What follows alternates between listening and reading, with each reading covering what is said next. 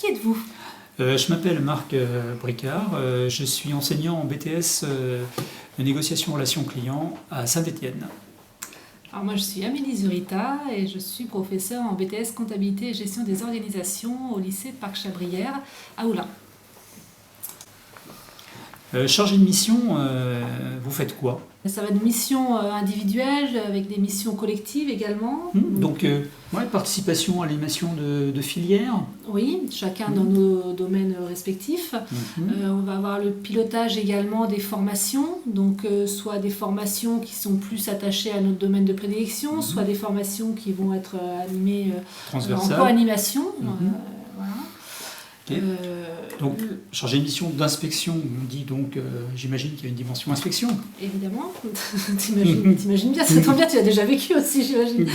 Mission d'inspection, effectivement, donc aller voir les professeurs dans leur classe, leur donner des conseils pour pouvoir évoluer dans leur métier.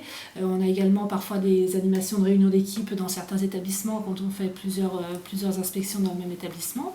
Donc tout ce suivi des professeurs. On a également des missions plus spécifiques également, quelques missions comme la rédaction en chef du MAG, ce magnifique MAG, effectivement. Le pilotage de formations spécifiques comme le dispositif de préparation à l'agrégation. Et puis, des missions... Et puis il y a tout ce qui est organisation des examens également. Tout à fait. On intervient beaucoup. Alors, organisation des examens, à la fois les examens sous leur forme ponctuelle. Donc là, on a beaucoup de travail au mois de mai-juin. Et puis, tout ce qui est également validation des acquis de l'expérience, constitution des jurys, etc. Organisation pratique de CVAE. On a fait le tour. Voilà, on a fait le tour. Pour quelle durée? En fait, cette charge de mission est temporaire. Elle est dévolue donc au CMI pour une durée qui peut être d'1 an, 2 ans, 3 ans, mais en tout cas, elle est reconduite année après année si le besoin existe. Et jusqu'à ce que le besoin existe, il n'est pas certain qu'il se poursuive indéfiniment. Alors elle est reconduite année après année. Il faut savoir quand même que quand on s'engage dans ce type de mission, souvent c'est des missions sur la durée quand même, c'est-à-dire qu'il faut un petit peu de temps pour pouvoir s'installer, pour pouvoir mettre en place des choses. Donc c'est vrai que ça va être sur 3 ans en principe. Voilà. Mais effectivement, c'est pas forcément reconductible. Tout à fait. Comment devient-on chargé de mission? Alors on le devient parce qu'on nous le demande et parce qu'on accepte. On n'a pas postulé, ni l'un ni l'autre, je crois. On n'a pas postulé, mais suite à des discussions qu'on a pu avoir lors d'inspections ou lors de rencontres avec nos IPR, moi je sais que j'avais déjà discuté avec Jean-Charles Léry du souhait d'évolution de carrière que je pouvais avoir, et donc c'est dans ce cadre-là qu'il m'a proposé en tout cas d'être chargé de mission.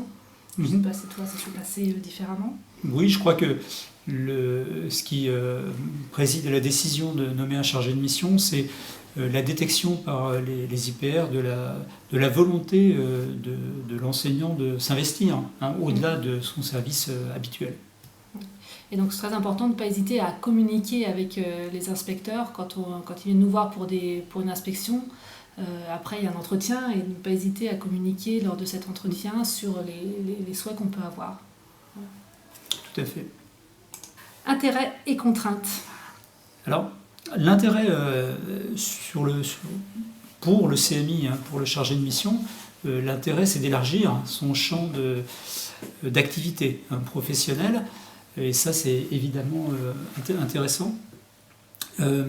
Le contact avec un chargé de mission d'inspection peut aussi présenter d'intérêt pour les enseignants, puisque pour les enseignants, ça peut être la possibilité d'avoir un contact avec le corps d'inspection, mais avec un collègue, en fait, et donc peut-être moins intimidant qu'avec un IPR en direct. Oui. Sur les contraintes, c'est d'abord une lourde charge de travail qu'il faut être prêt à assumer. Au-delà de son service, puisqu'on le répète, ça vient en plus du service d'enseignement. Il n'y a pas de décharge, voilà. Effectivement. Pour revenir sur les contraintes également, tu disais que c'était intéressant au niveau des intérêts d'avoir un chargé de mission pour les enseignants avec qui ils peuvent peut-être discuter plus facilement. Ça peut être aussi une contrainte pour le chargé de mission, cette position en fait un petit peu entre corps d'inspection et enseignant. Je sais que moi là j'ai inspecté des personnes que je connais, ça peut être un petit peu compliqué à gérer puisqu'on n'a pas de supériorité hiérarchique par rapport à ces personnes. Voilà, donc ça peut être des fois un petit peu difficile à gérer. Bon, en même temps, sur les visites d'inspection, je pense que ça va se gérer dans le sens où on est là pour apporter des conseils. Donc voilà, là il n'y a pas de souci, mais voilà, le fait d'être un peu entre les deux peut être parfois délicat. Certes, tout à fait. Donc là, il faut parfois faire preuve d'autorité, mais c'est une nature d'autorité non hiérarchique, donc une autorité qu'on pourrait appeler de coordination. Quelle rémunération ? Les chargés de mission d'inspection sont rémunérés pour leur activité sous forme d'indemnité de mission particulière, d'IMP, depuis cette année, puisqu'ils ne sont pas déchargés, comme on l'a déjà évoqué, pour leur activité. Voilà, et le nombre d'IMP donc, dépend de la charge de travail qu'on va nous confier. Donc on est 3 chargés de mission sur l'académie, et on est 3 à avoir des IMP différentes voilà, en fonction de la charge de travail qui nous est dévolue. Alors donner un chiffre... ça fait combien là ? Je ne sais pas, on donnera pas. La rémunération, n'importe comment, n'est pas le moteur principal de notre activité, on le fait par intérêt. On aurait choisi un autre métier. Voilà, et a fortiori, pas chargé de mission, si vous voulez faire de l'argent, il vaut peut-être mieux accepter des heures sup devant élèves que faire chargé de mission. Clairement. Chargé de mission, un tremplin pour la carrière. Alors, un tremplin pour la carrière ? Un tremplin pour la carrière, je ne sais pas. Je pense que ça dépend des personnes. Alors, il est vrai que quand on est chargé de mission, on peut avoir dans l'idée de devenir inspecteur. En tout cas, c'est ce qu'on voit éventuellement. Et c'est vrai que ça peut être un tremplin, je pense, si on veut préparer les concours pour être IPR.